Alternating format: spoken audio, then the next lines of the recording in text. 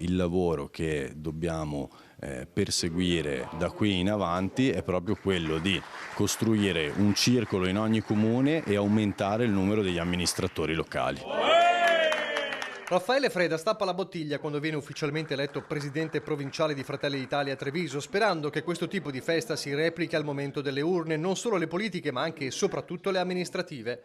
Sarà lui a guidare i meloniani nei prossimi delicati mesi di incontri, vertici ed equilibri da aggiustare in un centrodestra mai tranquillo quando si parla di candidati sindaci.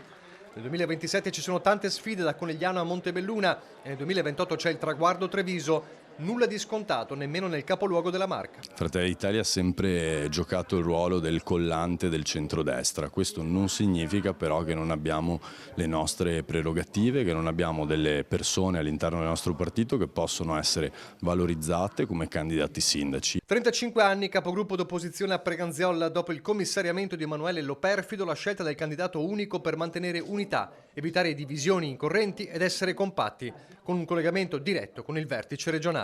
Per le prossime amministrative c'è una intesa di massima, ci siamo incontrati come segretari regionali delle varie forze politiche del centrodestra. L'obiettivo è in tutti i comuni far trovare candidature unitarie da parte di tutte le forze politiche e civiche anche vicine al centrodestra, che mettano in condizione appunto anche i nostri elettori e i cittadini della Marca trevigiana di poter avere la buona amministrazione del centrodestra.